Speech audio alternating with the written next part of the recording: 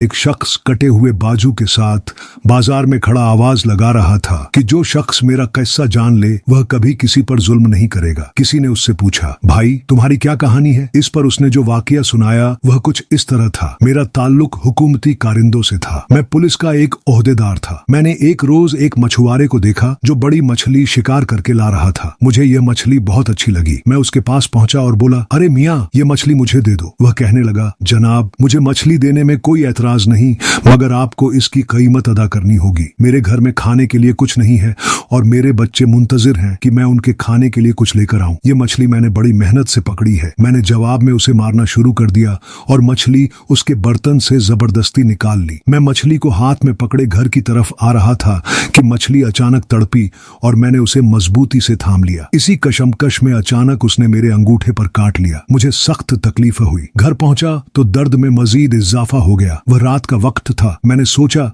कि सुबह किसी हकीम को दिखाऊंगा। खैर, रात भर मुझे दर्द की शिद्दत से नींद न आई। सुबह सवेरे मैं हकीम के यहाँ गया और उसे अपना जख्म दिखाया। वह कहने लगा कि यह जहर से भरा हुआ जख्म है।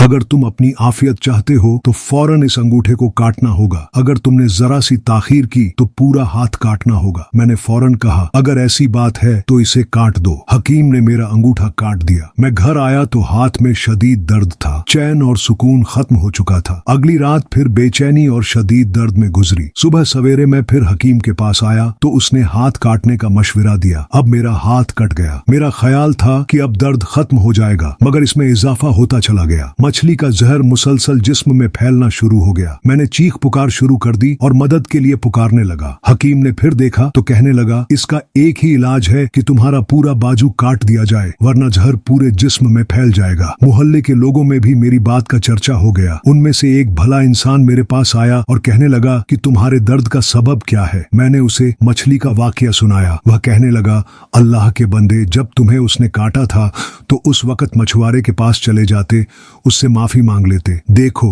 अब तुम्हारा एक एक अज्जा कट रहा है। अब भी तुम्हारे पास वक्त है। उस मछुआरे को तलाश करो और उसे किसी तरह राजी करो। मोहल्लेदार की बात मेरे दिल को लगी। मैंने उसी वक्त मछुआरे की तलाश शुरू कर दी, मगर वह हमारे शहर से जा चुका था। मैंने उसे एक दूसरे शहर में तलाश कर लिया। जैसे ही मैंने उसे देखा तो उसके कदमों पर गिर पड़ा और रो रो कर कहा, मुझे अल्लाह के लिए माफ कर दो, मुझे अल्लाह के लिए माफ कर दो। मछुआरा बोला, तुम कौन हो? मैंने कहा, मैं वही हूं जिसने तुमसे जुल्म और ज्यादती से मछली छीनी थी। मैंने उसे अपना हाथ दिखाया। मछुआरे ने जब मेरा हाथ देखा तो रो पड़ा। फिर कहने लगा, मेरे भाई, मैंने तुम्हें इस मुसीबत में देखा है तो मेरा दिल पसीज गया है। जाओ, मैं तुम्हें अल्लाह के लिए माफ करता हूं। फिर मैंने कहा, भाईजान, जरा बताओ, जब मैंने तुम्हें मारा और तुमसे मछली छीनी थी तो तुमने मेरे लिए क्या बद्दुआ की थी? मछुआरा कहने लगा, हाँ, मैंने कहा था, ऐ अल्लाह, मैं कमजोर हूं, ये ताकतवर है। इसने अपनी ताकत के बलबूते पर मेरा रिज़्क जुल्म और कहर से छीन लिया है।